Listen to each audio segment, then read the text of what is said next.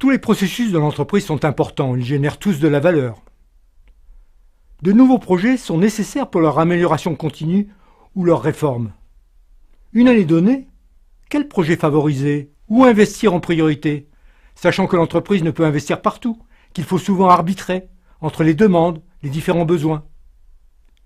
Il est donc clé de savoir quels sont les processus prioritaires.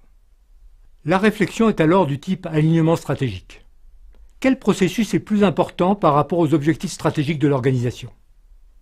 C'est là une approche utilisée par tous les cabinets de consultants du monde pour déterminer les priorités d'action.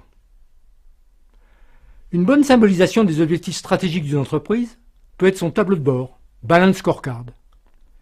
Les critères de croissance et de profit, de satisfaction client, d'efficience, de productivité, d'agilité, d'implication, de niveau de personnel. Ces objectifs se doivent d'être pondérés. Par exemple, cette année, l'augmentation de la satisfaction client est plus cruciale pour nous que le taux de profit.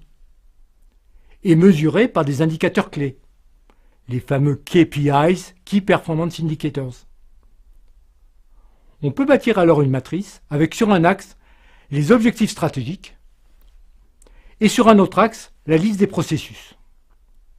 En comité de direction, on va alors se poser la question: si mon processus devenait ultra performant, quel serait son effet de levier immédiat sur cet objectif stratégique? On vote alors avec des pondérations simples: 0, rien à voir, 3, effet marquant, 1 et 2, entre les deux. Une fois ce tableau rempli, on essaye de calculer l'effet de levier cumulé des processus sur les stratégies, en faisant un calcul simple de multiplication. On obtient ainsi le hit parade de l'importance stratégique des processus pour une année donnée. Mais on est peut-être déjà très bon sur certains processus clés, mais assez mauvais sur d'autres. L'importance stratégique n'est pas tout. Il faut aussi s'intéresser à la performance. En se comparant à la concurrence, en faisant des benchmarks, en regardant ce que savent faire les autres, non seulement chez les concurrents, mais chez de nouveaux entrants dans d'autres secteurs, on peut apprécier la performance de chacun des processus.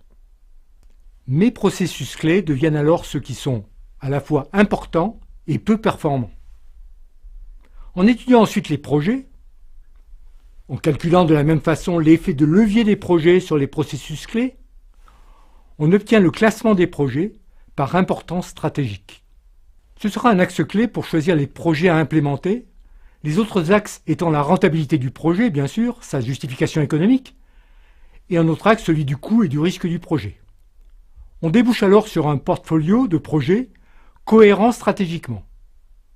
Ces mécanismes sont déjà très employés en ce qui concerne les projets informatiques, mais devraient pouvoir s'appliquer à tout type de projet dans l'organisation. Cette approche entreprise, direction générale, indispensable pour les arbitrages, les systèmes de décision, peut se démultiplier dans toutes les fonctions, dans tous les services. Tout manager a par nature une triple mission: obtenir bien sûr ses résultats, manager ses hommes, et aussi améliorer ses façons de faire, ses processus.